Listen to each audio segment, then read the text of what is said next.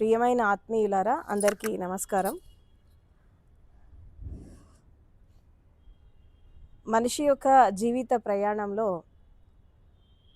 శరీరము, మనసు, ఇంద్రియాలు ఇవి ముఖ్యమైన పాత్ర పోషిస్తాయి. ఎందుకంటే మనిషి పుట్టినప్పటి నుంచి చచ్చిపోయేదాకా ప్రతి ఒక్క స్థితిలో మనకి శరీరం అనేది భౌతికంగా కనిపిస్తుంది. మనసు అనేది 24 అవర్స్ ఒక చాటర్ బాక్స్ లాగా మంచి, చెడు ఆలోచనలు ఇవన్నీ కూడా వ్యక్తపరుస్తూ ఉంటుంది. అండ్ అదేవిధంగా హృదయం, భావాలు ఇవన్నీ కూడా అంతరంగంలో ప్రతిధ్వనిస్తూ ఉంటాయి. అన్నిటికంటే వీటన్నిటిని నడిపించేటటువంటి ఒక సాధనాలున్నాయి. అవేంటంటే ఇంద్రియాలు. అంటే ఇప్పుడు శరీరము, మనసు, బుద్ధి, అహంకారం, తర్వాత మనకి పంచేంద్రియాలు ఇవన్నీ కూడా ఇంద్రియాల్లో భాగంగా వస్తాయి.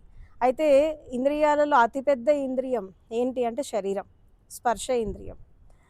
అయితే ఒక మనిషి యొక్క జీవిత ప్రయాణంలో మొట్టమొదట ఒక పిల్లాడు తల్లి గర్భంలో ఉన్నప్పుడు, తర్వాత తల్లి గర్భం నుంచి బయటికి వచ్చాక మొట్టమొదట యాక్టివ్ అయ్యేటటువంటి ఇంద్రియం ఏంటంటే స్పర్శ ఇంద్రియం.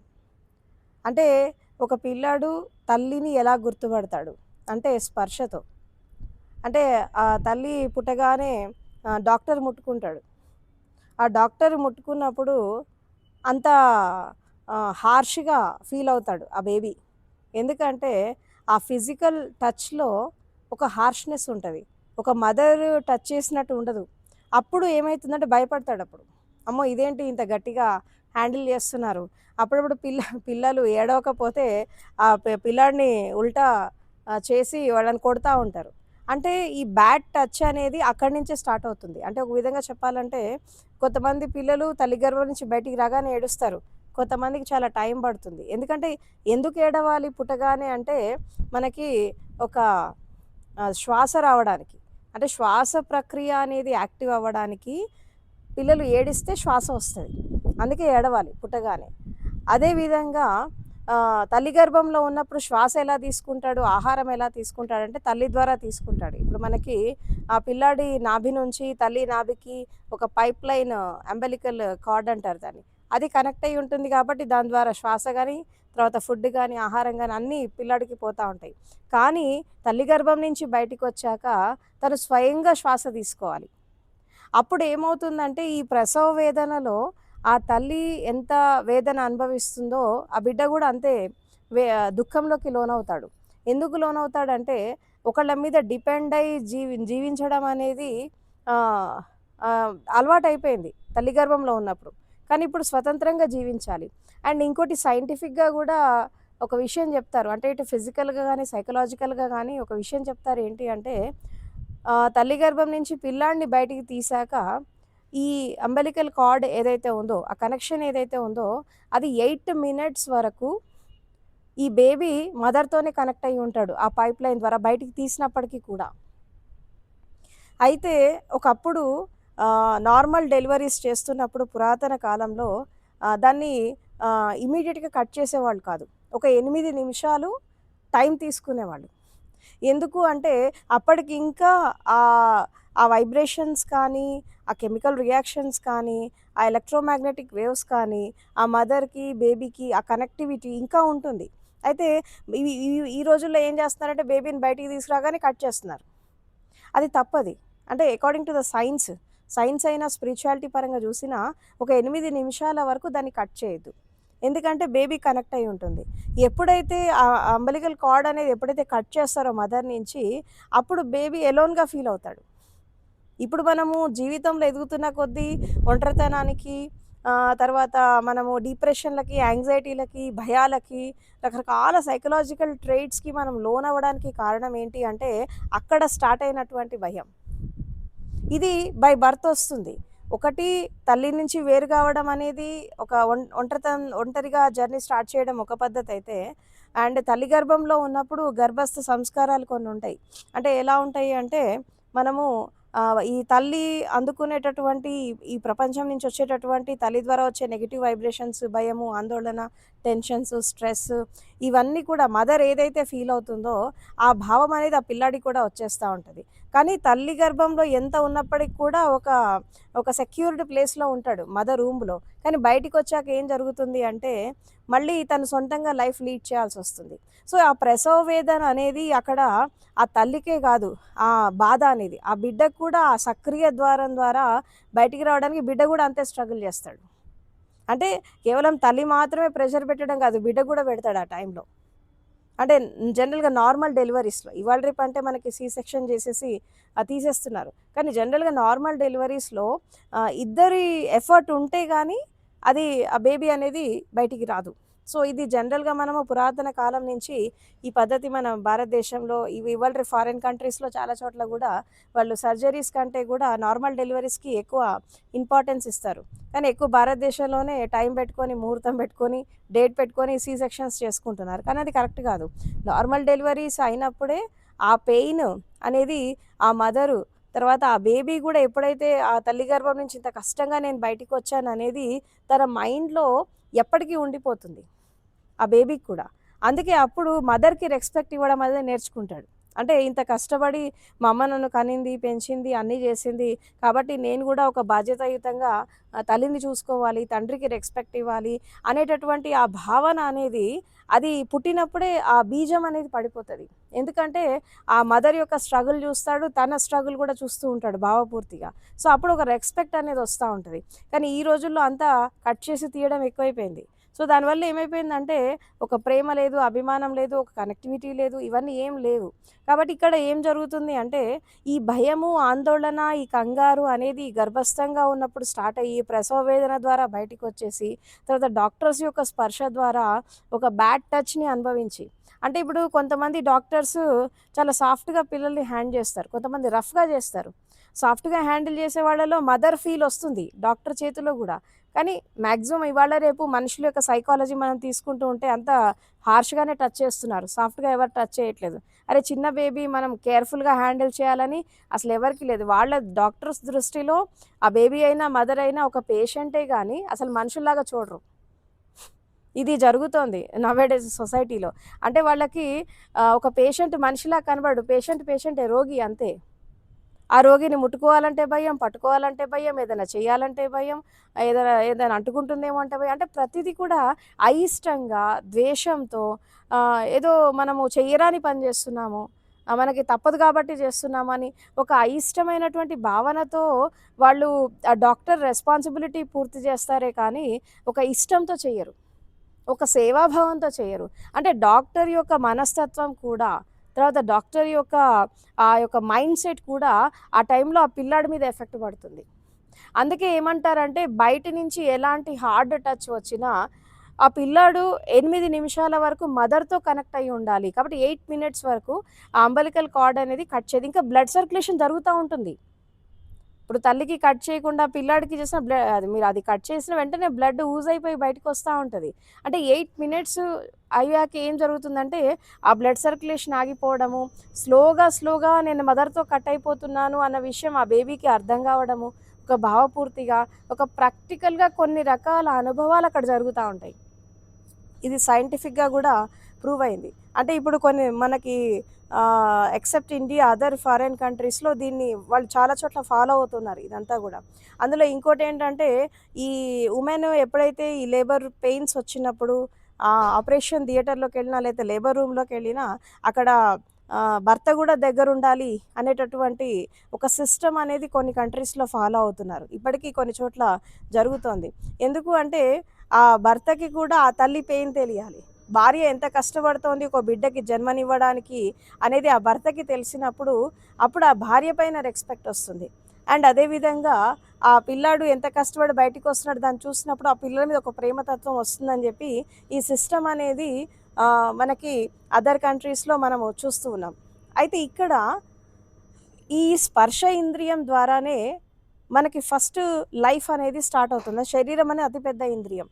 అండ్ అదేవిధంగా కళ్ళు, ముక్కు, చెవులు, తర్వాత రుచి, నాలుక ఇవన్నీ కూడా పంచేంద్రియాలు.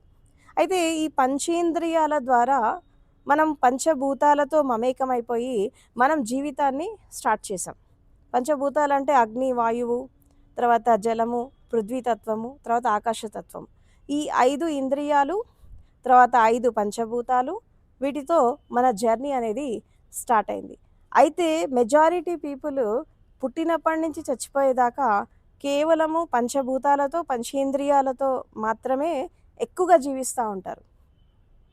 కానీ ఆ పంచేంద్రియాలు పనిచేయడానికి దానికి కావాల్సినటువంటి కర్మేంద్రియాలేంటి అని మనం చూస్తే, ఇప్పుడు ఇంద్రియాలు అంటే ఇప్పుడు రుచి, వాసన, గంధము, దృష్టి, తర్వాత శ్రవణం, ఇవేంటి ఇంద్రియాలు. మరి వీటికి పనిచేసేటటువంటి అవయవాలు ఏంటి మన లోపల అంటే అవి కర్మేంద్రియాలు అన్నారు. అంటే కళ్ళు, ముక్కు, తర్వాత చెవులు, నాలుక, తర్వాత స్పర్శ, స్కిన్, ఇవి కర్మేంద్రియాలు. ఇంకొంచెం ముందుకెళ్తే మనకి జ్ఞానేంద్రియాలు ఉన్నాయి. ఏంటా జ్ఞానేంద్రియాలు అంటే ఎప్పుడైతే ఈ పంచేంద్రియాలు అవి చేసేటటువంటి కర్మలు దాని ద్వారా ఎఫెక్ట్ అయ్యేటటువంటి 3 ఇంద్రియాలు ఉంటాయి. ఏంటి జ్ఞానేంద్రియాలు. అదేంటంటే ఒకటి మనసు, రెండవది బుద్ధి, మూడవది అహంకారం. ఈ 3 ఎఫెక్ట్ అవుతూ ఉంటాయి భౌతిక జీవితంలో.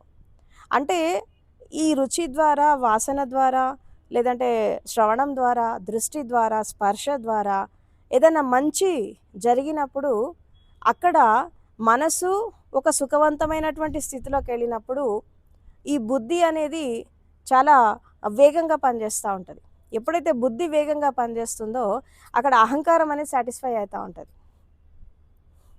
అంటే ఈ మనసు, బుద్ధి, అహంకారం ఈ 3 కూడా ఒక సమతుల్యతలో లేకుండా అప్పుడప్పుడు మైండ్ సాటిస్ఫై అవుతూ ఉంటుంది, అప్పుడప్పుడు బుద్ధి సాటిస్ఫై అవుతూ ఉంటుంది, అప్పుడప్పుడు అహంకారం సాటిస్ఫై అవుతూ ఉంటుంది.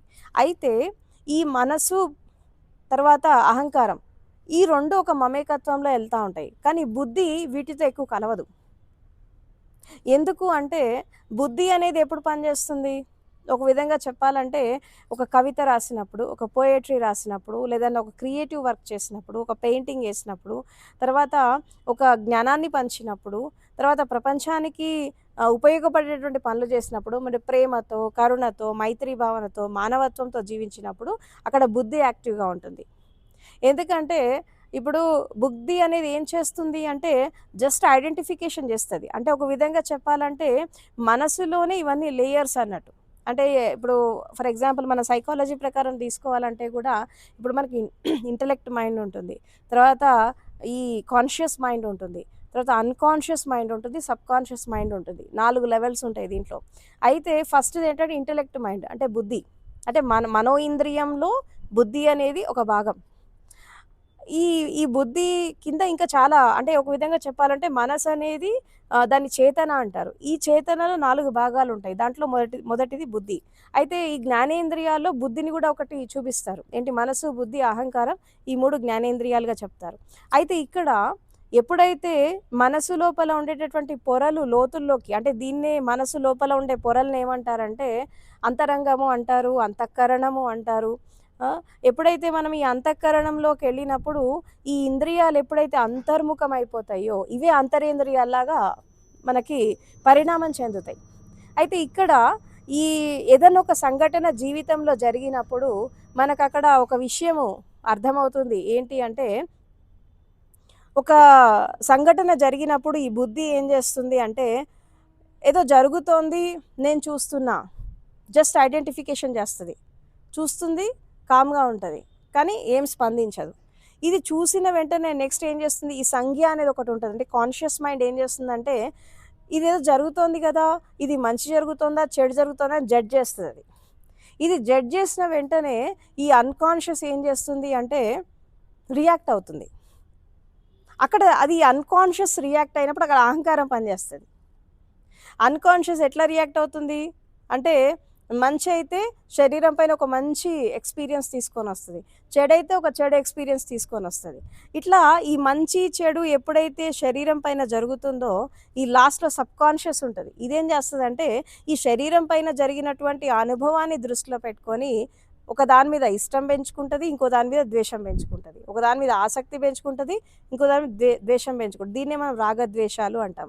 రాగం అంటే ఆసక్తి, ద్వేషం అంటే మనము ఒక ఎవర్షన్ అన్నట్టు. అంటే ఒక అయిష్టత పెంచుకుంటుంది. అయితే ఇది 24 అవర్స్ మీ ఆలోచనల పట్ల జరుగుతుంది. మీరు చేసే కర్మల పట్ల జరుగుతుంది. తర్వాత మీ భావాల పట్ల జరుగుతుంది. మీరు భౌతిక జీవితంలో ఎదుర్కొంటున్నటువంటి కష్ట నష్టాలు వీటన్నిటి పట్ల గూడా ఈ బుద్ధి పనిచేస్తది. ఈ కాన్షియస్ మైండ్ పనిచేస్తది. అన్‌కాన్షియస్ పనిచేస్తది. సబ్‌కాన్షియస్ పనిచేస్తది. అయితే ఇప్పుడు మనం దీన్ని చాలా విస్తారంగా చెప్పుకున్నాము. కానీ ఇది వితిన్ ఫ్రాక్షన్ ఆఫ్ సెకండ్స్‌లో ఇది జరిగిపోతది. దీని యొక్క వేగాన్ని మనం అందుకోవాలంటే మనం ఎంత అలర్ట్‌గా ఉండాలి? అంటే బుద్ధి గుర్తుపట్టడము, కాన్షియస్ దాన్ని ఎస్టిమేట్ ఎయ్యడము, తర్వాత ఈ శరీరం స్పందించడము, శరీరము, మనసు ఆ టైంలో రియాక్ట్ కావడము, ఈ అన్‌కాన్షియస్‌గా ఉంటాం గదా మనం. మన కాన్షియస్ ఎస్టిమేట్ ఎయ్యగానే మనకక్కడ ఈక్వానిమిటీ రాదు. ఎందుకంటే మనం అజాగృతిలో జీవిస్తున్నాం కదా! అన్‌కాన్షియస్‌గా జీవిస్తున్నప్పుడు మనం అక్కడ ప్రతిక్రియ చేస్తాం. ప్రతిక్రియ చేసినప్పుడు ఏం జరుగుతుంది? శరీరం ఫస్ట్ అనుభవిస్తది. శరీరం అనుభవించాక అక్కడే మనసులో ఏముంటుంది? అహంకారం ఉంటుంది. ఏంటా అహంకారం అంటే నేను, నాది, నావారు. ఈగో. ఇది ఎప్పుడైతే నేను, నాది, నావారు ఎక్కడైతే హర్ట్ అవుతుందో అక్కడ ప్రతిక్రియ మొదలవుతది. అయితే ఆ ప్రతిక్రియ చేసేదేంటి అంటే ఈ సబ్‌కాన్షియస్ మైండ్.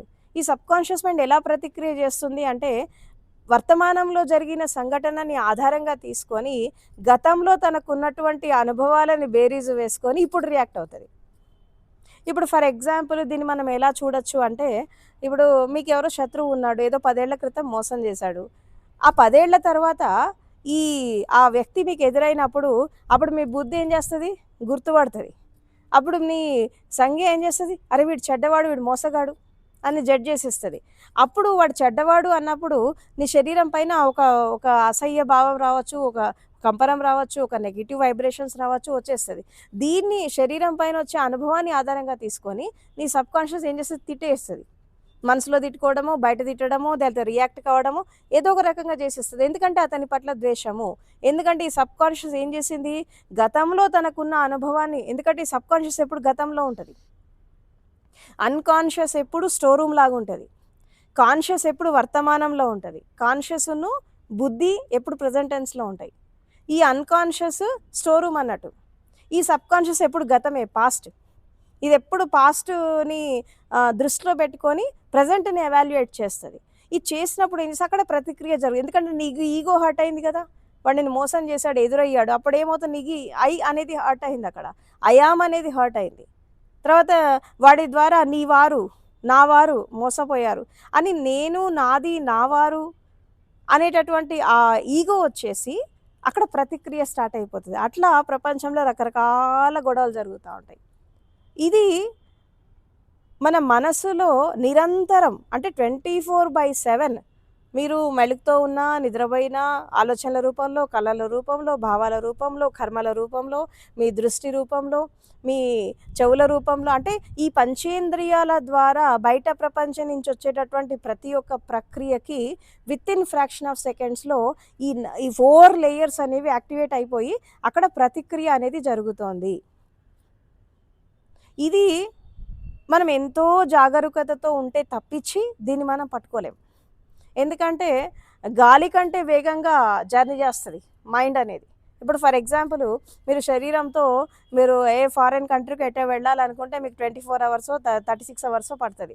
కానీ మైండ్ వెళ్ళిపోవాలంటే వితిన్ సెకండ్స్‌లో వెళ్ళిపోతది. ఆ వ్యక్తి గుర్తు రావడం, ఇది పరిగెత్తడం జరిగిపోతది.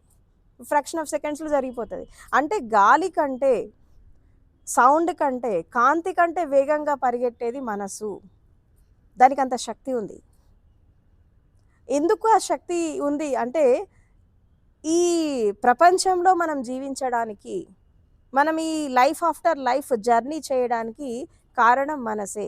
అందుకే అంటారు, మనసే సుఖానికి, దుఃఖానికి మూల కారణం అంటారు. మనసే కోరికలకి మూల కారణం. మనసే జన్మకి మూల కారణం. ఈ మనసే, మనసుంది కాబట్టే నువ్వు ప్రపంచంలో ఉన్నావు. మనసు ఉంది కాబట్టే నీకు బంధాలు ఉన్నాయి, మనసు ఉంది కాబట్టే నీకు శరీరం ఉంది. ఈ 2 ఉన్నాయి కాబట్టే నీకు జీవితం ఉంది. ఈ 2 లేకపోతే మనిషి భూమి మీద పుట్టాల్సిన అవసరం లేదు.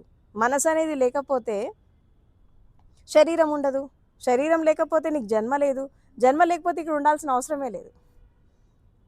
ఎందుకంటే మనసుతో ఏర్పడినటువంటి బంధాలు ఏవైతే ఉన్నాయో ఇదే నీ జీవితానికి మూల కారణం. దీన్ని ఫుల్ఫిల్ చేసుకోవడానికి అమీబా స్టేట్ నుండి ఆధునిక మానవుడి వరకు ప్రతి జీవి పరిణామ క్రమంలో ఈ మనసుని భావాన్ని ఆధారంగా చేసుకొని మనకి లైఫ్ ఆఫ్టర్ లైఫ్ వస్తుంది. ఇది సైంటిఫిక్గా ప్రూవ్ అయింది అండ్ స్పిరిచువల్గా కూడా ఎంతోమంది మాస్టర్స్ చెప్తున్నారు. అంటే ఇక్కడ ఒకటి అర్థం చేసుకోవాలి ఏంటి అంటే, శరీరం అనేది అతిపెద్ద ఇంద్రియం, దీన్ని నడిపించేది మనసు. అంటే శరీరం అనేది ఒక రథం, దీన్ని నడిపించే ఒక రథసారథి ఎవరంటే మనసు. అంటే ప్రతి మనిషి, అంటే దాదాపు ప్రపంచంలో పుట్టిన ప్రతి జీవి, ప్రతి మనిషి, దాదాపు 99% జీవులని నడిపించేది మనసు, భావం. ఈ 2 ఉన్నాయి కాబట్టే మనకి లైఫ్ అనేది కంటిన్యూ అవుతుంది. అసలు మనసు అనేది లేకపోతే మనకి ఈ ప్రపంచంతో సంబంధమే ఉండదు. అసలు సొసైటీ ఏంటి ఒక విధంగా చెప్పాలంటే, నీ కుటుంబం కానీ, నీ బంధాలు కానీ, నీ సొసైటీ కానీ ఏంటి అసలు? What is mind? Mind is nothing but your society. Mind is comprised with the society. ఇప్పుడు పుట్టినప్పుడు నువ్వు ఒంటరిగా వచ్చావు, వెళ్ళేటప్పుడు ఒంటరిగా పోతావు. అందులో తల్లి గర్భంలో ఉన్నప్పుడు చిన్నపిల్లలకి, వాళ్ళకి గర్భస్థ శిశువులకి మనసు ఉండదు, ఓన్లీ భావం ఉంటుంది అంతే. ఆ భావం కూడా ఎలా ఉంటుంది? ఓన్లీ మదర్తో, తర్వాత ప్రకృతితో, యూనివర్స్తో కనెక్ట్ అయి ఉంటుంది. అక్కడ మైండ్ ఉండదు, ఎందుకంటే సొసైటీ ఉండదు కాబట్టి. ఎప్పుడైతే మనం తల్లి గర్భం నుంచి బయటకు వస్తామో ఆ తల్లితో ఏర్పడినటువంటి ఆ బంధం ఏదైతే ఉందో అక్కడి నుంచి సొసైటీ స్టార్ట్ అవుతుంది. ఎందుకంటే అందుకే అంటారు తల్లి అనేది ఒక నమ్మకము అని అంటారు. తల్లి నిజం, తండ్రి నమ్మకం అంటారు. ఎందుకంటే మదర్ పరిచయం చేయకపోతే నీకు ఫాదర్ ఎవరో తెలియదు. ఇప్పుడు చైల్డ్ ఎవరికి పుట్టారు అనేది మదర్కే తెలుస్తుంది, ఫాదర్కి తెలీదు. అందుకే తండ్రి ఒక నమ్మకం అంటారు, తల్లే నిజం అంటారు. అందుకే పిల్లలు ఎక్కువ మదర్తో కనెక్ట్ అవుతూ ఉంటారు, ఫాదర్తో కంటే కూడా.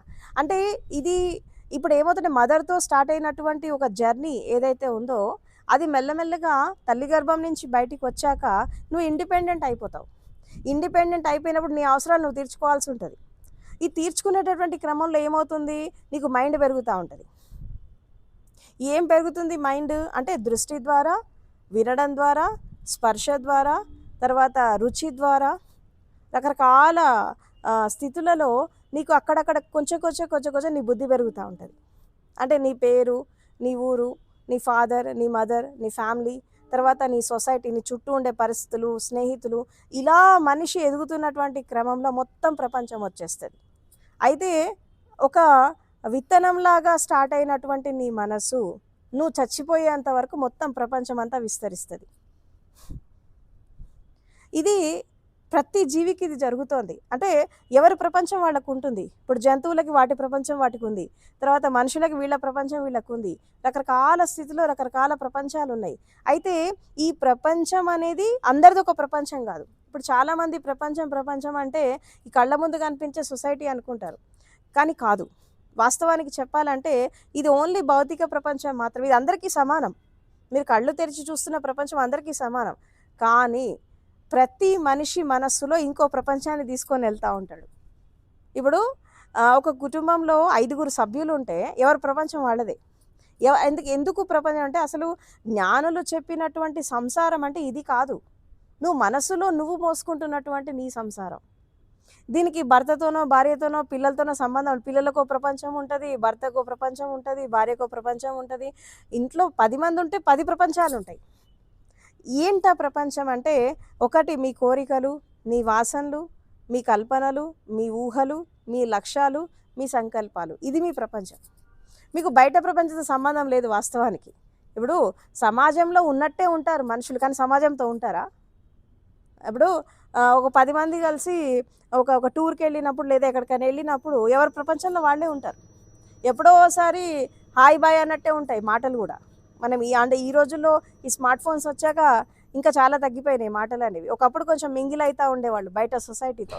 కానీ ఈ ఆధునిక సమాజంలో మాటలనేవి ఒక విధంగా చెప్పాలంటే వాట్సాప్ మెసేజెస్ లాగా తయారైపోయినాయి. బయట భౌతికంగా మాట్లాడుకోవడం గూడా. అంటే ఎవరి ప్రపంచంలో వాళ్ళు నిమగ్నం అయిపోతున్నారు. అసలు భౌతిక ప్రపంచంతో సంబంధమే లేదు. అందుకే ఇక్కడ జ్ఞానులేం చెప్తారంటే, మనము దూరం కావాల్సింది ఈ ప్రపంచానికి కాదు, మానసిక ప్రపంచానికి. అంటే నువ్వు ఏర్పరచుకున్నటువంటి నీ బంధనాలు, నీ అహంకారం, నీ అజ్ఞానం, నీ మూర్ఛ, తర్వాత నీ సంస్కారాసు, తర్వాత నువ్వు ఎంచుకున్నటువంటి లక్ష్యాలు, దీన్ని ఏమంటారు? భవసాగరం అంటారు. ఈ భవము ఎంతవరకైతే ఉంటుందో అంతవరకు జన్మలుంటాయి. ఈ మానసిక ప్రపంచం ఎంతవరకైతే పరిగెడుతుందో అంతవరకు మనకి జన్మలుంటాయి, జీవితం ఉంటుంది. ఇది ఒక విధంగా చెప్పాలంటే ఇక్కడ మనము అంగుళిమాలు బుద్ధుడు సందర్భంలో ఒక ఒక వాళ్ళ ఇద్దరి మధ్యలో ఒక సంభాషణ జరుగుతుంది. ఏంటి అంటే, బుద్ధుడు ఒక అడవి నుంచి నడుచుకుంటా వెళ్తూ ఉంటాడు. వెళ్తున్నప్పుడు ఈ అంగుళిమాల దారి కాచి అందరిని చంపుతూ ఉంటాడు కదా. బుద్ధుడు కూడా వెళ్తుంటే, ఏ సన్యాసి ఆగు, నీకు ఇంత కూడా భయం లేకుండా నువ్వు అలా ఎలా నన్ను దాటుకొని వెళ్ళిపోతున్నావు అని అంటే, అప్పుడు ఆగడు బుద్ధుడు, తన దారిలో తను పోతూ ఉంటాడు. నీకెందుకు ఎంత అహంకారం, నేను అంగుళిమాల నేను ఎవరు అనుకుంటున్నావు, ఇంతమందిని చంపా, నేను నిన్ను కూడా చంపేస్తా, నువ్వు ఆగు అని అంటాడు. ఇతను పరిగెత్తుకొని వెళ్ళి బుద్ధుడు నా ఎదురొచ్చి ఆపుతాడు అన్నట్టు. ఆపాక అప్పుడు నువ్వు ఆగు, నేను పిలుస్తుంటే కూడా పట్టించుకోకుండా ఎందుకు పోతున్నావు అని అంటే, అప్పుడు బుద్ధుడు ఒక మాట అంటాడు. ఏంటంటే, నేను ఆగిపోయి చాలా సంవత్సరాలైంది, నువ్వు ఎప్పుడు ఆగుతావు అంగుళిమాల అని అడుగుతాడు. అదేంటి నువ్వు నడుస్తూ నేను ఆగా, నువ్వు కూడా నడుస్తుంది అని అంటాడు.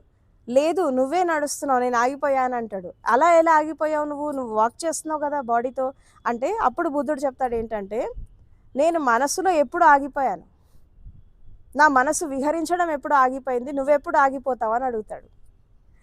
అంటే ఇక్కడ ఈ విహరించడం అనే పదానికి అర్థం ఏంటి అంటే, ఒక విధంగా చెప్పాలంటే, ఈ మానసిక ప్రపంచం అనేది ఎప్పుడైతే ఆగిపోతుందో, దానికి భౌతిక ప్రపంచంతో సంబంధం లేదు. మీరు ఇప్పుడు భార్యాభర్త ఒక బెడ్ మీద ఒక బెడ్రూమ్లో పడుకున్నా, నిద్రపోయాక ఎవరి ప్రపంచాలు వాళ్ళవే, ఎవరి కళలు వాళ్ళవి, ఎవరి ఊహలు వాళ్ళవి, ఎవరి కల్పనలు వాళ్ళవి. పిల్లలతో ఉన్న అదే నడుస్తూ ఉంటుంది. అండ్ ఇంకొకటి 24 అవర్స్లో కూడా మనము ఏదో కాసేపే ఏదో మింగిలైతే మళ్ళీ విడిపోతాం. ఇప్పుడు ఎవరి పనికి వాళ్ళు వెళ్ళిపోతారు, ఎవరి ఇదిలో వాళ్ళు వెళ్ళిపోతారు. ఏదో కాసేపు సొసైటీ కొరకే ఈ కుటుంబము, భర్త, భార్య, పిల్లలు ఇలా కలిసి ఉంటారే కానీ మ్యాక్సిమము ఎవరి ప్రపంచాల్లో వాళ్ళు ఉంటారు. అసలు పక్క వాళ్ళ ప్రపంచంతో వాళ్ళకి సంబంధమే లేనే లేదు. ఈవెన్ అప్పుడప్పుడు కళ్ళు తెరిచి కూడా మనిషి ఎదురున్నప్పటికీ కూడా లోపల చాటర్ బాక్స్ లాగా మైండ్ వాగుతూ ఉంటుంది కదా. వీళ్ళు వాగే మైండ్కి ఇంపార్టెన్స్ ఇస్తారు కానీ ఎదురుగా ఉన్న మనిషికి ఇంపార్టెన్స్ ఇయ్యరు. ఇక్కడ ఏం జరుగుతుంది అంటే 24 అవర్స్ మనము మన మైండ్లో ఎదురయ్యేటటువంటి ప్రశ్నలు, సలహాలు, ఊహలు, కల్పనలు, దీంతోనే మనం ఎక్కువ ఉంటాం. కానీ అసలు మనిషితో ఉన్నట్టు కనిపిస్తాం. బాడీ ఒక్కటే అక్కడ ఉంటుంది, మైండ్ ఇక్కడ ఉండదు. అంటే ఇక్కడ అంటే బాడీ ప్రజెంట్, మైండ్ యాబ్సెంట్ అన్నట్టు. అసలు మైండ్ ఎక్కడికి వెళ్తుంది? ఎప్పుడైనా ఆలోచించారా దీని గురించి? మనసు ఎక్కడికి వెళ్తుంది అసలు? అది వెళ్తే గతంలో వెళ్తే, లేకపోతే భవిష్యత్తులోకి వెళ్తుంది. ఈ రెండు లేకపోతే దానికి ఏం పని లేకుండా గతంలో జరిగిన వాటిని తవ్వుకుంటూ ఉంటుంది. ఎక్కువగా గతం మనిషిని డిస్టర్బ్ చేస్తుంది, భవిష్యత్తు డిస్టర్బ్ చేయదు. గతం ఎక్కువ డిస్టర్బ్ చేస్తుంది మనిషిని. ఎప్పుడు పాస్ట్లోకి వెళ్తూ ఉంటారు. ఇది మన వయసు పెరుగుతున్న కొద్దీ, ఈ యాటిట్యూడ్ మనం వయసులో ఉన్నప్పుడు కంట్రోల్ చేసుకోకపోతే, మన వయసు పెరుగుతున్న కొద్దీ ఈ గతం అనేది మనిషిని చంపేస్తూ ఉంటుంది. ఇప్పుడు జనరల్గా మనం వృద్ధులను చూస్తూ ఉంటాం. వృద్ధులను చూస్తే వీళ్ళు తెల్లారి లేస్తే వర్తమానంలో జరిగే సంఘటనలు వీళ్ళు యాక్సెప్ట్ చేయరు. మా కాలంలో అట్లా ఉండేది, మేము అలా ఉండేవాళ్ళం, మా ఫ్యామిలీ అట్లా ఉండేది, మొత్తం చరిత్ర చెప్తా ఉంటారు. ఒక్క మాట అడిగితే మొత్తం చరిత్ర చెప్తారు. అంటే వీళ్ళ మైండ్ ఎలా పనిచేస్తుంది అని మనం చూస్తే మొత్తం పాస్ట్లో రిపీట్ అవుతూ ఉంటుంది. అంటే మనసు స్వభావం అది. అంటే మనసు 2 విధాలుగా చంచలం అవుతుంది. ఒకటి గతంలో అవుతుంది, రెండోది భవిష్యత్తులో అవుతుంది, కానీ వర్తమానంలో ఉండదు. సో ఈ మైండ్ యొక్క ఈ చాటర్ బాక్స్ 24 అవర్స్ వాగుతూనే ఉంటుంది. ఇప్పుడు ఖాళీగా ఉన్నప్పుడు ఎవ్వరు లేని టైంలో ఆలోచనల ప్రవాహం లాగా వాగుతూ ఉంటుంది. నువ్వు మాట్లాడకపోయినా సరే మనసు మాట్లాడిస్తూ ఉంటుంది లోపల. తర్వాత ధ్యానం చేద్దామని కూర్చుంటే ఆలోచనల ప్రవాహం వస్తూ ఉంటుంది మొత్తం. తర్వాత కళ్ళు తెరిచి నువ్వు ఏదైనా చూస్తుంటే కూడా అది చూసేది సరిగ్గా చూడరు, నీ మైండ్ లోపల ఇంకేదో చెప్తూ ఉంటుంది. అంటే మనం చూసేదానికి మన మనసు పనిచేసేదానికి సంబంధమే లేదు. మీరు కావాలంటే అబ్జర్వ్ చేయండి. మీరు ఒక సినిమా చూస్తూ ఉంటారు, లేదా ఒక డ్రామా చూస్తూ ఉంటారు, లేదంటే ఇంకేదో ప్రపంచంలో చూస్తూ ఉన్నప్పుడు అసలు నీ ఊహలు, కల్పనలు ఎక్కడికో వెళ్ళిపోతా ఉంటాయి. ఆ ఎదురుగా చూసే దృశ్యానికి నీ మైండ్ ఆలోచించేదానికి అసలు సంబంధం లేదు. అంటే దీన్ని బట్టి ఒకటి అర్థం చేసుకోవాలి ఏంటి అంటే, మనసు ఎప్పుడు కూడా నీకు నచ్చిన అంటే నువ్వు చేసే కర్మకి, నువ్వు ఆలోచించే దానికి అసలు సంబంధం లేదు. ఎందుకు లేదు అంటే నీకు జాగృతి లేదు కదా అక్కడ. ఇప్పుడు నువ్వు చేసే పని మీద నువ్వు దృష్టి పెట్టాలి అంటే అక్కడ అవేర్నెస్ ఉండాలి. అరే నేను ఈ పని చేస్తున్నా కదా, మనసు ఎందుకు పోతుంది అని ఎప్పుడైనా దాన్ని తీసుకొచ్చి మళ్ళీ ఆ పని మీద పెట్టడం మీరు చేశారా? చేయలేదు.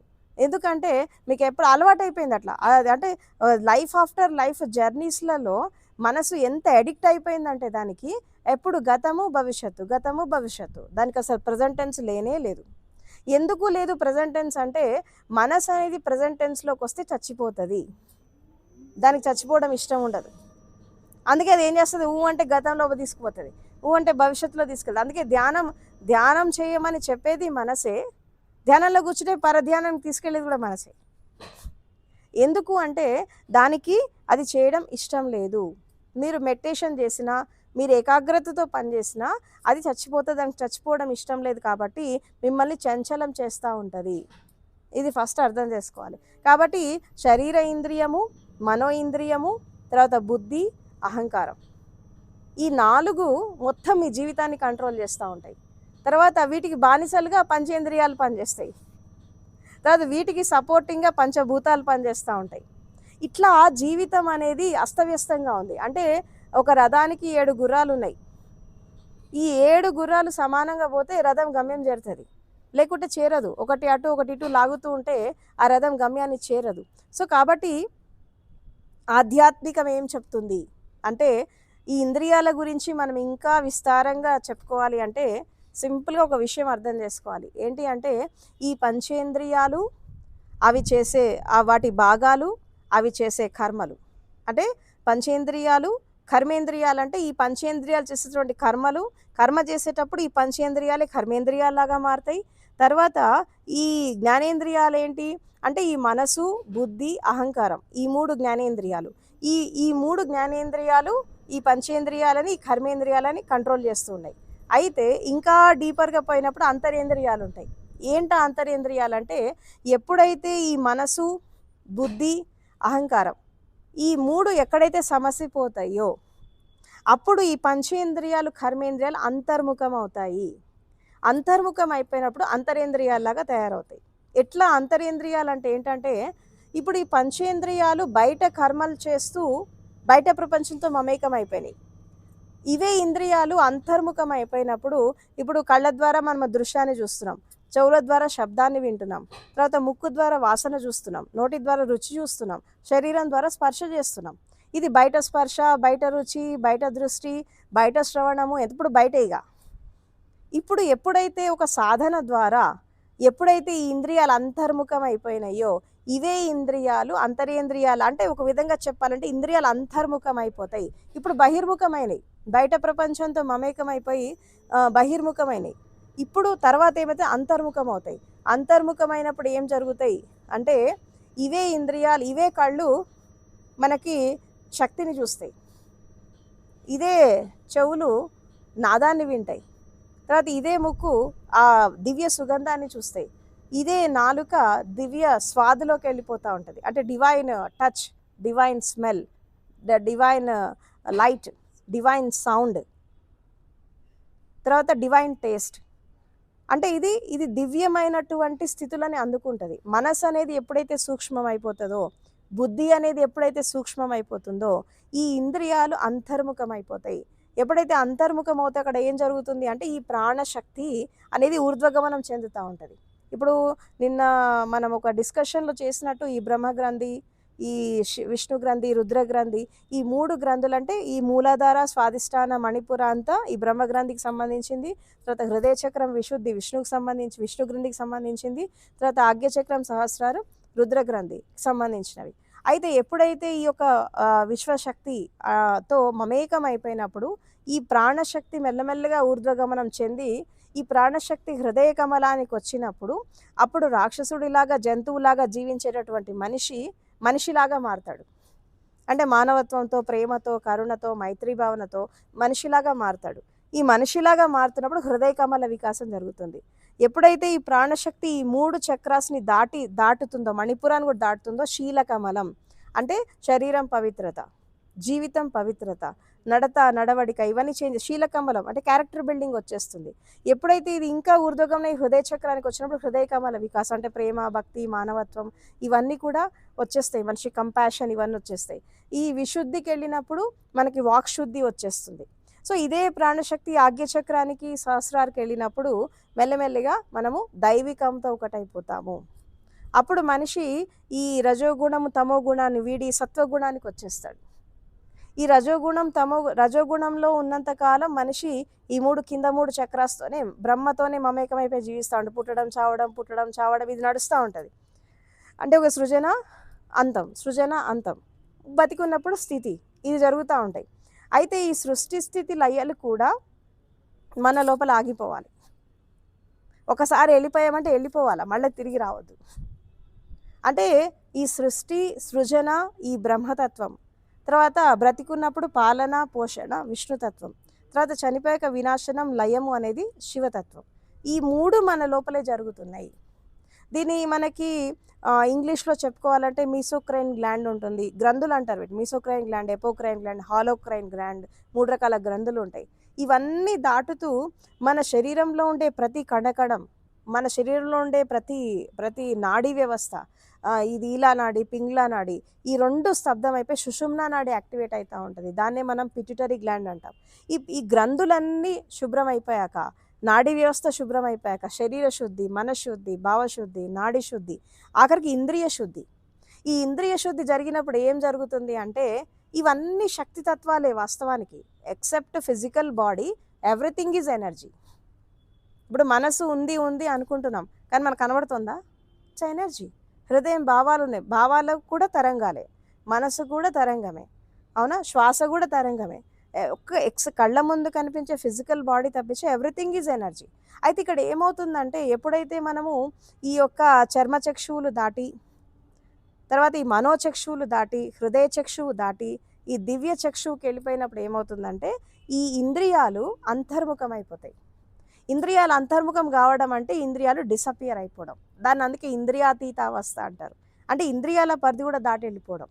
అంటే ఇప్పుడు ప్రపంచంలో పనిచేసేటటువంటి ఇంద్రియాలు మొత్తం స్తబ్దం అయిపోయి ఇంద్రియ శక్తి కూడా మనకి ప్రాణశక్తితో ఒకటైపోతుంది. ప్రాణశక్తితో ఎప్పుడైతే ఒకటైపోతా దివ్యశక్తిలాగా మారుతుంది. దివ్యశక్తి ఆజ్ఞచక్రానికి వచ్చేస్తాం. ఆజ్ఞచక్రానికి వచ్చేసాక అక్కడ ఏం జరుగుతుంది అంటే మనకు కొన్ని సిద్ధులు వస్తాయి, అష్టసిద్ధులు ఇవన్నీ వస్తాయి, కొన్ని హీలింగ్ పవర్స్ ఇవన్నీ వచ్చేస్తాయి. అయితే ఇది ఫైనల్ కాదు, ఇంకా లోకీయ అనుభవం ఇది. సో ఇంకా కొంచెం ముందుకెళ్తూ ఉన్నట్టయితే ఈ యొక్క ప్రాణశక్తి అనేది సహస్రార చక్రానికి వచ్చినప్పుడు పీనియల్ గ్లాండ్లో మన ఆత్మ చైతన్యం ఉంటుంది. ఇది దాంతో ఎప్పుడైతే మమేకం అవుతుందో ఇక ప్రాణము అనేది సపరేట్గా ఉండదు. ఇంకా దేన్ని మీరు సపరేట్ చేయలేరు, ఎక్సెప్ట్ బాడీ ఒక్కటే సపరేట్ అవుతుంది. ఆంతరంగికంగా ఉండే ప్రతి ఒక్క శక్తి ఈ ఆత్మ చైతన్యంతో మమేకం అయిపోయినప్పుడు దానికి రెక్కలు వస్తాయి. ఎందుకంటే ఇప్పుడు ఇంద్రియాలు అనేవి ఇటొకటి అటొకటి ప్రాణశక్తి ఒకవైపు, మనసు ఒకవైపు, ఇంద్రియాలు ఒకవైపు వెళ్ళిపోవడం వల్ల అది స్తబ్దంగా పడుంది, దానికి శక్తి లేదు ఎగరడానికి. ఎప్పుడైతే ఈ శక్తులన్నీ అంతర్ముఖం అయిపోతాయి, ఊర్ధ్వగమనం జరిగినప్పుడు ఈ ప్రాణశక్తితో ఒకటైపోయి ఈ శక్తులన్నీ మనకి సహస్రార చక్రంలో ఉండే ఈ యొక్క చైతన్యాన్ని అందుకున్నప్పుడు అప్పుడేమవుతుందంటే కలెక్టివ్ కాన్షియస్నెస్లోకి వెళ్ళిపోతాం. అంటే మన శరీరంలో ఉండే రకరకాల శక్తులన్నీ మమేకం అయిపోయి ఒక కాన్షియస్నెస్ అంటే ప్యూర్ కాన్షియస్నెస్లోకి వెళ్ళిపోతాం. దాన్నే మనము ఆత్మ చైతన్యము అంటాము, సాక్షి చైతన్యము అంటాము. అదే మన స్వయం. దాంతో మమేకమైనప్పుడు ఏం జరుగుతుంది అంటే మన సహస్రార చక్రం ఓపెన్ అయినప్పుడు ఈ సహస్రదళ కమల వికాసం అంటే 1000 అంటే ఒక్కొక్క రేకు ఒక్కొక్క మీ అనుభవం. అంటే ఒక విధంగా చెప్పాలంటే జ్ఞానం అనేది 1000 రకాలుగా రావాలి. ఒక్కొక్క స్థితిలో మీకు జ్ఞానం వస్తే ఒక్కొక్క రేకు వికసిస్తూ ఉంటుంది. సహస్రదళాలు ఒకేసారి వికసించవు. ఇప్పుడు నాభిలో ఒక కమలం ఉంటుంది, మూలాధారంలో ఒక కమలం ఉంటుంది, తర్వాత ఇవన్నీ 6 కమలాలు, 7 రేకుల కమలము, 5 రేకుల కమలం. ఇది చాలా వాస్ట్ సబ్జెక్ట్, ఇది మనం తర్వాత చూసుకుందాం. ఒక్కొక్క స్థితిలో ఒక్కొక్క కమలం వికసిస్తూ ఉంటుంది. ఇది వికసించి వచ్చినాక అప్పుడు 1000 రేకుల కమలం వికసిస్తుంది. 1000 పెటల్స్ గోల్డెన్ లోటస్ అది వికసించినప్పుడు మనిషి పరిపూర్ణమైనటువంటి జ్ఞానాన్ని అందుకుంటాడు. అట్లా అందుకొని ఎప్పుడైతే మనము ఈ జీవితాన్ని దాటి దివ్య జీవితానికి వెళ్ళిపోతాం, డివైన్ లైఫ్లోకి వెళ్ళిపోతాం. డివైన్ లైఫ్లోకి ఎప్పుడైతే వెళ్తామో అప్పుడు ఈ యొక్క మూలాధార నుంచి మనకి సహస్రార చక్రం వరకు చేసేటటువంటి యాత్రనే అంతర్యాత్ర. అంటే ఒక విధంగా చెప్పాలంటే మనం చేసే సాధనలన్నీ కూడా ఈ ప్రాణశక్తిని ఈ యొక్క ఆత్మ చైతన్యంతో కలపడానికి మనం అన్నీ చేస్తాము. అయితే ఈ చక్రాస్ని దాటి, చక్రాస్ అనేవి ఏంటంటే మార్గం, ఇది పైకి వెళ్ళడానికి ఒక మార్గం అన్నట్టు. మనకి కార్ వీల్స్ లాగా ఒక చక్రాస్ తిరుగుతూ ఉంటాయి. ఈ చక్రాస్ అన్ని కూడా ఎనర్జీ సెంటర్స్. ఇది కూడా ఎనర్జీయే, ఎనర్జీ పాయింట్స్ అంటారు వీటిని.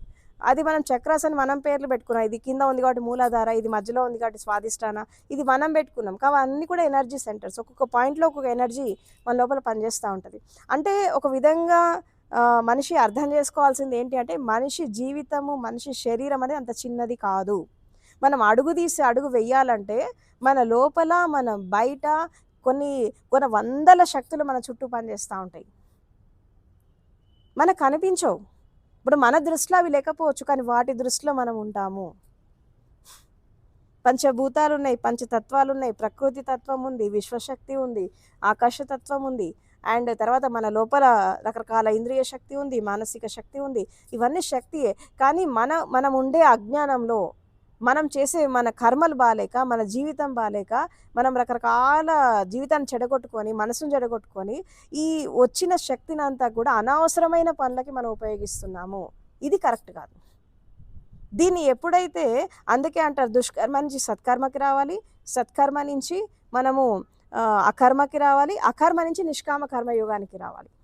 అంటే ఒక విధంగా అంటే చెడు నుంచి మంచికి రావాలి, మంచి నుంచి ఒక విధంగా చెప్పాలంటే మంచి పనులలో కూడా ఒక అహంకారం ఉంటుంది, మళ్ళీ నేను నాది ఉంటుంది అక్కడ. మళ్ళీ అకర్మ అంటే నువ్వు ధ్యానపూర్వకంగా చేసేటటువంటి పనులు. అంటే ఏ పని చేసినా అక్కడ నేను నాది లేకుండా కేవలం సేవ చేయడంలోనే ఎంజాయ్ చేయడం, పని చేయడంలోనే ఎంజాయ్ చేయడం. అది నేను నాది అని అక్కడ ఏమి ఉండదు. అంటే అహంకారం లేకుండా చేసేటటువంటి పనులని, ధ్యానపూర్వకంగా చేసేటటువంటి పనులని, జాగృతిలో చేసేటువంటి పనులని అకర్మ అంటారు. ఇంకొంచెం ముందుకు అయితే ఆ కర్మలో కూడా అప్పుడప్పుడు చిన్న చిన్న ఎక్స్పెక్టేషన్స్ ఉంటాయి. కానీ నిష్కామ కర్మ వెళ్ళినప్పుడు అక్కడ ప్రతిఫలాపేక్ష ఉండదు. అది కర్మయోగం. అప్పుడు ఈ కర్మయోగంలోకి వెళ్ళినప్పుడు ఇగో ఈ పంచేంద్రియాలు, ఈ కర్మేంద్రియాలు పవిత్రమైపోతాయి, ఈ జ్ఞానేంద్రియాలు కూడా పవిత్రమైపోతాయి. ఎప్పుడైతే మన కర్మ పవిత్రమైపోతుందో, మన పంచేంద్రియాలు పవిత్రమైపోతాయి, ఆటోమేటిక్గా జ్ఞానేంద్రియాలు కూడా పవిత్రమైపోతాయి. అయిపోయినప్పుడు ఏమవుతుంది? ఇంద్రియాతీత స్థితి. అంతరేంద్రియాలు, ఇంకా ఇవి అంతరేంద్రియాలు అంటే ఏం లేవు, సింపుల్గా ఇవి అంతర్ముఖం అయిపోతాయి. అంతర్ముఖం అయిపోయినప్పుడు ఇదే దివ్య ఇంద్రియాల్లాగా మారిపోతాయి. అంటే ఈ ప్రపంచాన్ని చూసే ఇంద్రియాలే అప్పుడు దైవికంలోకి వెళ్ళిపోతూ ఉంటాయి. అక్కడ రకరకాల ఎక్స్పీరియన్సెస్, సమాధి అనుభవము, ఇదంతా జరుగుతూ ఉంటుంది. ఎప్పుడైతే ఇది అర్థం చేసుకొని మనం జీవించాలి. అంటే ఒకటే గుర్తుపెట్టుకోండి, ఇక్కడ ఒక విషయం అర్థం చేసుకోవాలి. ఏంటి అంటే మనిషి లైఫ్ అనేది అంత చిన్నది కాదు. ఒక విధంగా చెప్పాలంటే ఎన్నో రకాల శక్తులు, అంటే ఇటు ప్రపంచంలో ఉండేటటువంటి శక్తులు కావచ్చు, ఆ తర్వాత మన వెనకాల ఉండే శక్తులు కావచ్చు.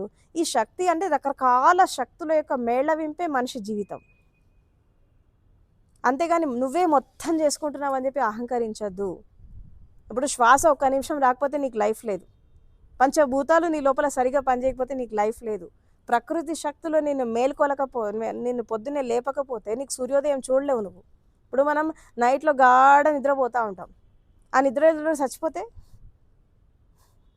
ఇంకా మనకి ఒక విధంగా చెప్పాలంటే ప్రకృతి కరుణిస్తుంది, లేపుతుంది నేను సూర్యోదయం చూడడానికి. అది కృప, అది ప్రకృతి యొక్క కృప అన్నట్టు. దాని పట్ల గ్రాటిట్యూడ్గా ఉండడం నేర్చుకోండి. ప్రకృతి పట్ల, పంచభూతాల పట్ల, సాటి మనిషి పట్ల, ప్రపంచం పట్ల, సమాజం పట్ల, తల్లిదండ్రుల పట్ల ఒక కృతజ్ఞత భావం అనేది డెవలప్ చేసుకోండి. ఎందుకంటే తల్లిదండ్రులు జన్మనిచ్చారు, సమాజం నీ ఎదుగుదలకు ఉపయోగపడింది. సరే నువ్వు దాన్ని మంచిగా వాడుకున్నావా, చెడు వాడుకున్నావా, అది నీ కర్మ. అది ఎందుకంటే ఇప్పుడు మంచిగా ఎదిగిన వాళ్ళు ఉన్నారు, చెడుగా ఎదిగిన వాళ్ళు ఉన్నారు. సొసైటీ రెండు విధాలుగా పనిచేస్తుంది. నువ్వు ఎలా ఎదగాలంటే అలా పనిచేస్తుంది. కొంతమంది మంచిగా ఎదిగిన వాళ్ళు మంచిగా సమాజాన్ని ఉపయోగించుకుంటారు, చెడుగా ఎదిగిన చెడుని ఉపయోగించుకుంటారు.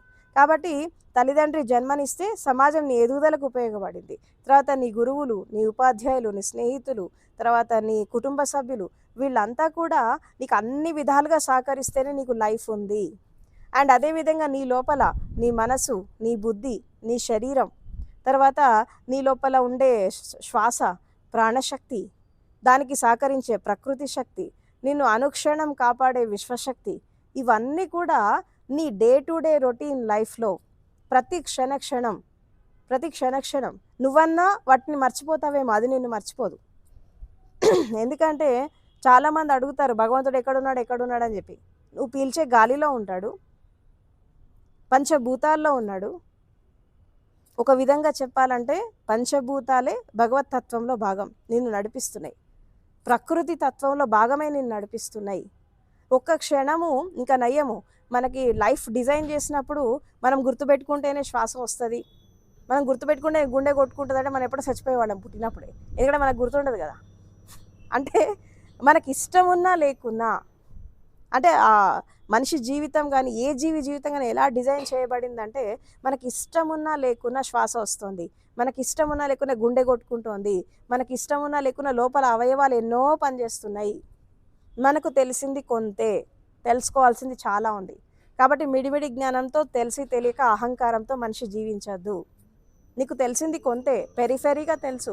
ఆ సైన్స్ అండ్ టెక్నాలజీ అయినా ఏదైనా అంత పెరిఫెరీ, ఆ లోపల ఏం జరుగుతుంది యూ డోంట్ నో. నువ్వు నిద్రపోయాక ఏం జరుగుతుంది, నిన్ను లేపేదెవరు, నేను నిద్ర పుచ్చేదెవరు, అసలు నా నిద్ర ఎక్కడి నుంచి వస్తుంది, నీకు రిలాక్సేషన్ ఎక్కడి నుంచి వస్తుంది, నీ లోపల శక్తి ఎక్కడి నుంచి వస్తుంది. మనము మామూలు తెల్ల అన్నం తింటే ఎర్ర రక్తంలాగా మారుతుంది లోపల, అది ఎలా జరుగుతుంది? చిన్న విత్తనం నుంచి ఇంత పెద్ద వృక్షం వస్తుంది, ఎలా వస్తుంది? ఒక్కసారి ఆలోచించండి, థింక్ చేయండి. ఎందుకంటే మానవ శక్తి కంటే కూడా ప్రకృతి శక్తి చాలా గొప్పది. అది తలుచుకుంటే ఏదైనా చేయగలదు. దాన్ని డిస్హానర్ చేయడము, డిస్రెస్పెక్ట్ చేయడం చేయొద్దు. ఎందుకంటే ప్రకృతి లేకపోతే, పంచభూతాలు లేకపోతే, తర్వాత విశ్వశక్తి లేకపోతే ఏ జీవితానికి మనుగడ లేదు భూమి మీద. ఎందుకంటే ఈ భూమికి కూడా శక్తి ఇచ్చేది పంచభూతాలే, ఈ భూమికి కూడా శక్తి ఇచ్చేది ప్రకృతి శక్తే. అది లేకపోతే అసలు భూమికి అస్తిత్వం లేదు. ఆఫ్టర్ ఆల్ మనిషివి నువ్వెంత. కాబట్టి ప్రతి స్థితిలో మనం జీవితాన్ని అర్థం చేసుకుంటూ ముందుకెళ్ళాలి. ఒక్కటే గుర్తుపెట్టుకోండి, ఆధ్యాత్మికవాదులైన భౌతికవాదులైన ఎక్సెప్ట్ మన శరీరము ప్రతిదీ కూడా శక్తి తత్వమే. ఆ శక్తిని మీరు ఎలా ఉపయోగించుకుంటారనేది మీ చేతిలో ఉంది. ఇప్పుడు నీళ్ళు ఉన్నాయి, ఫర్ ఎగ్జాంపుల్ నీళ్ళు మనం స్నానానికి వాడతాం, తాగడానికి వాడతాం, రకరకాల పనులకు వాడతాం. నువ్వు వాడుకునే దాన్ని బట్టి నీరు నీకు ఉపయోగపడుతుంది. అదేవిధంగా నీ లోపల ఉండేటటువంటి శక్తి కానీ, నీ పొటెన్షియాలిటీస్ కానీ, నీ స్కిల్స్ కానీ, నీ టాలెంట్స్ కానీ, నీ జీవితం కానీ నీ చేతుల్లో ఉంటుంది. దీనికి ఎవరు బాధ్యులు కాదు. తల్లిదండ్రి కానీ, సమాజం కానీ, దేవుడు కానీ, దయ్యం కానీ ఎవరు బాధ్యులు కాదు. తల్లిదండ్రి నేను సరిగ్గా, చాలామంది కాంప్లైంట్ ఏం చేస్తారు, తల్లిదండ్రులు మమ్మల్ని సరిగ్గా పెంచలేదంటారు. అరే నువ్వు పెరుగు కదా, వాళ్ళకి తెలిసినట్టు వాళ్ళు పెంచారు, నువ్వు ఎదుగు, నీకు నచ్చినట్టు నువ్వు జీవితాన్ని నువ్వు మోల్డ్ చేసుకో, నీకు ఆ ఫ్రీడమ్ ఉంది కదా. కాబట్టి ఎప్పుడు కూడా ఎవరిని మనం బ్లేమ్ చేయొద్దు, అందరికీ రెస్పెక్ట్ ఇవ్వాలి. ఎవరి పరిధిలో ఎవరికి నచ్చినట్టు వాళ్ళు మనల్ని పెంచి పోషించారు. మనం పుట్టినప్పటి నుంచి చచ్చిపోయేదాకా మనిషి లైఫ్ అనేది ఇండిపెండెంట్ కాదు, ఇంటర్ డిపెండెంట్. ఒకళ్ళ మీద ఒకళ్ళు ఆధారపడి జీవించేటటువంటి జీవిత విధానం మనిషిది. అంతేగాని నేనేదో ఇండిపెండెంట్గా బతికేస్తాను, ఎవరి సహకారం లేకుండా బతికేస్తాను నేను ఎప్పుడు అనుకోకండి. ఎందుకంటే మనము బయటికి వెళ్ళి ఒక పని చేసుకొని రావాలి అంటే ఎంతోమంది మనకి సహకరిస్తేనే మనం బయటికి వెళ్ళి ఆ పని సక్సెస్గా చేసుకొని వస్తాం.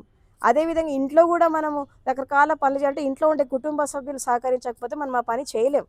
అంటే నువ్వు ఉదయం లేచినప్పటి నుంచి రాత్రి పడుకునేదాకా నువ్వు వాడే ప్రతి వస్తువు, తర్వాత నీకు సహకరించే ప్రతి ఒక్క మనిషి, ఇప్పుడు మనం వేసుకునే బట్టలు, మనం వాడే ప్రతి వస్తువు కూడా ఎవరో తయారు చేస్తే మనం వాడుకుంటున్నాం. అసలు వాళ్ళ ఫేస్ కూడా మనకు తెలియదు, కానీ మనం వాడుకుంటున్నాం. అంటే ఇక్కడ ఏంటంటే కొంతమంది మన కళ్ళ ముందు కనబడతారు మనకు సహాయం చేసేవాళ్ళు, కొంతమంది మనకు కనబడనంత మాత్రాన వాళ్ళు లేనట్టు కాదు. అదేవిధంగా ప్రకృతి శక్తి కానీ, భగవంతుడు కానీ, విశ్వశక్తి కానీ ఉంది. నీ కళ్ళ ముందు కనిపించకపోవచ్చు, అది ఉంది కాబట్టి నీకు లైఫ్ ఉంది.